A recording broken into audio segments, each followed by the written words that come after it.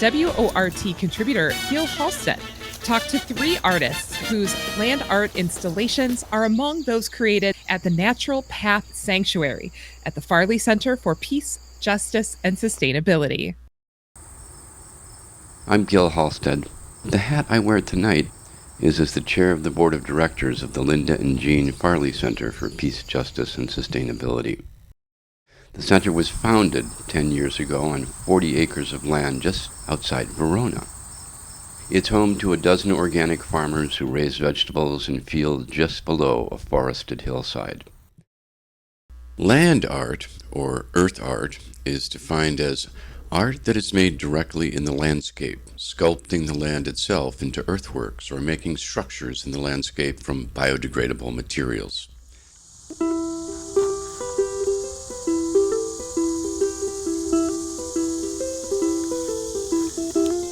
One thing that makes this exhibit unique is that the Natural Path Sanctuary is a green cemetery, where to date, more than 100 people have been buried.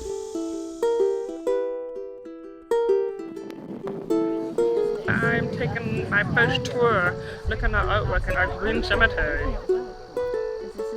I'm blown away. I've never heard of a green cemetery.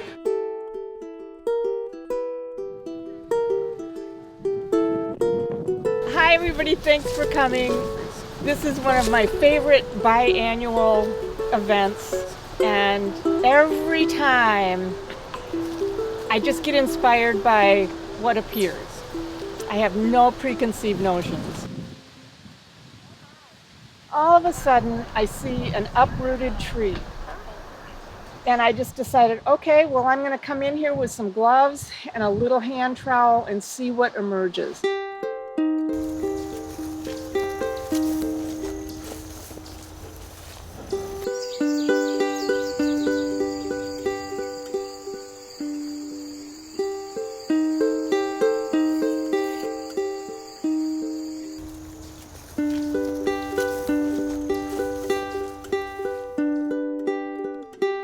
Jean said, I have the scientists, I have the farmers. One group that we don't have any voice from is the creative community, the artists. So Jean was an artist himself. This is a Jean Farley doodle. He kind of dismissed it, but he really valued the role of creativity in his own life. So I said we could invite some artists to just come and make art in the woods.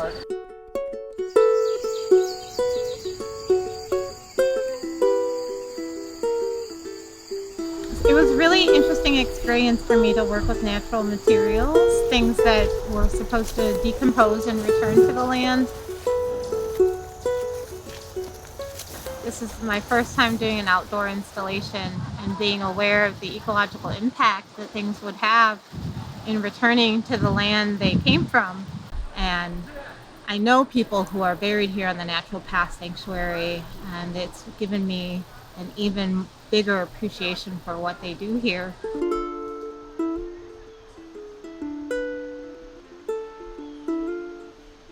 Our concept is that we don't want to put anything unnatural into the ground. Anything that goes into the ground has to be biodegradable as well.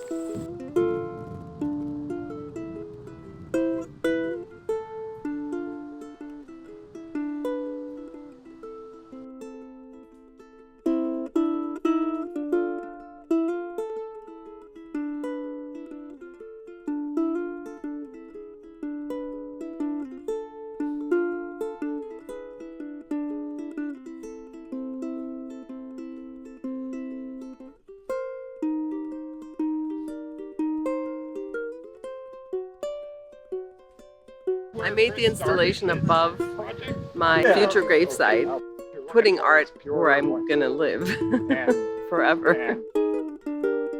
This is the 3rd time I'm making an installation right there.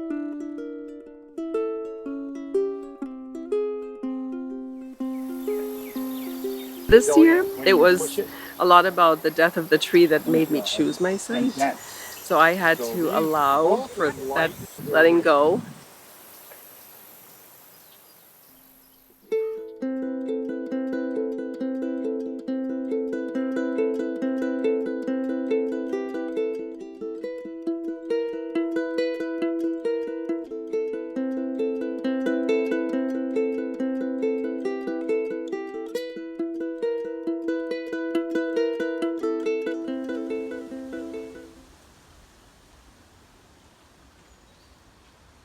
My parents purchased this land in 1983. In 2009, Mom died. Thus became the Natural Path Sanctuary.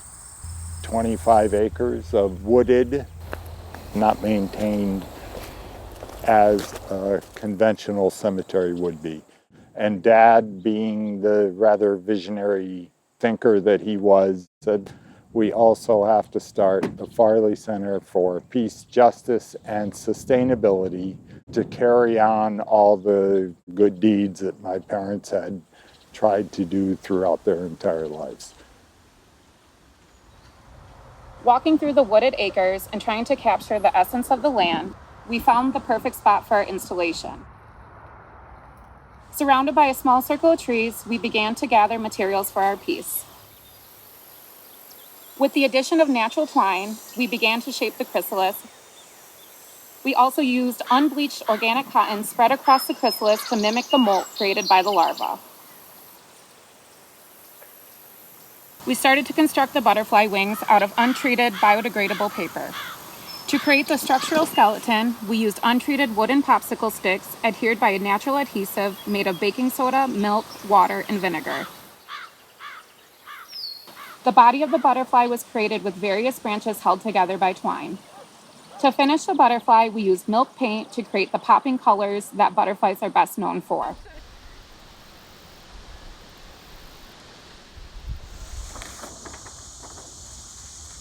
Nematory is the dispersal of seeds by wind.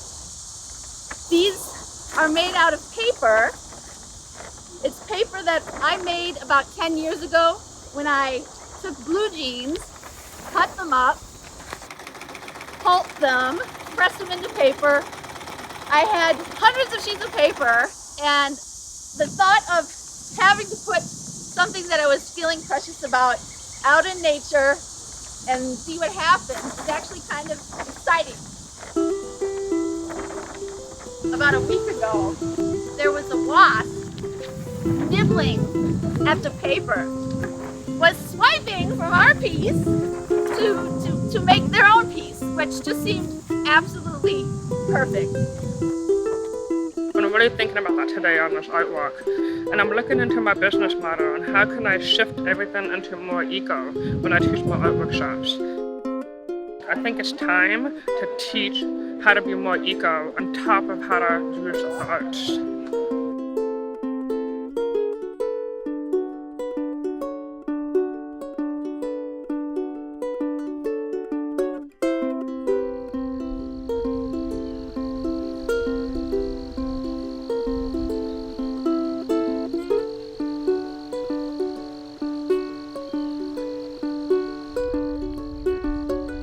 So we do allow markers here, either stone or wood. The stone itself has to be a stone that's shaped by nature. All our markers are flush with the ground. The intent of the entire thing is to look like a natural forest.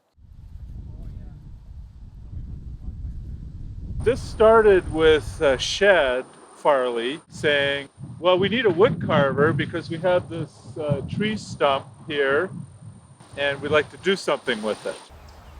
And I'm trying to put this, which the top will be relief and the bottom, the roots will be incised. It's the bur oak that's by the Welcome Center.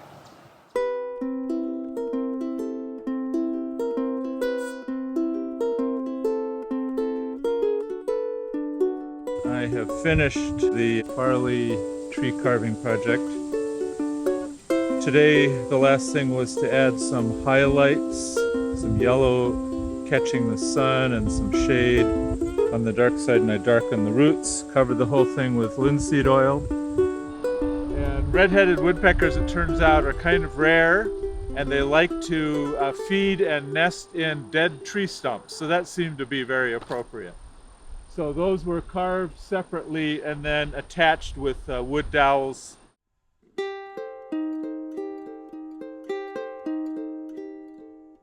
People see when they see dandelion, like, we gotta get rid of them. But they have a purpose. And it's pretty much there to tell you that the land needs healing.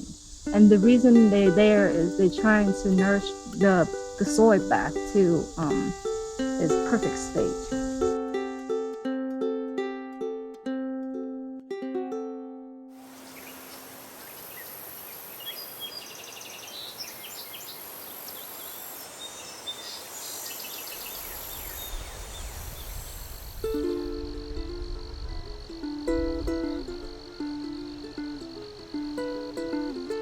People say life is a circle. It really is, in my mind, more of a spiral because it's not really returning. It's moving forward.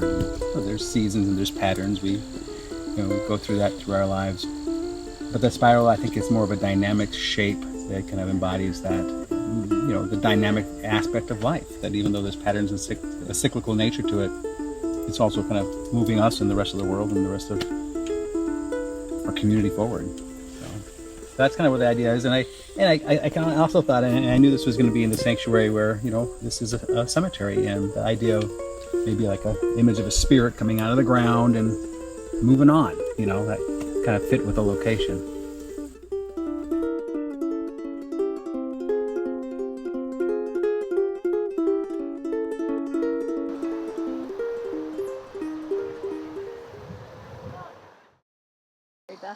Every single butt person got something. And then the other thing that was really cool, trying to get people to take action.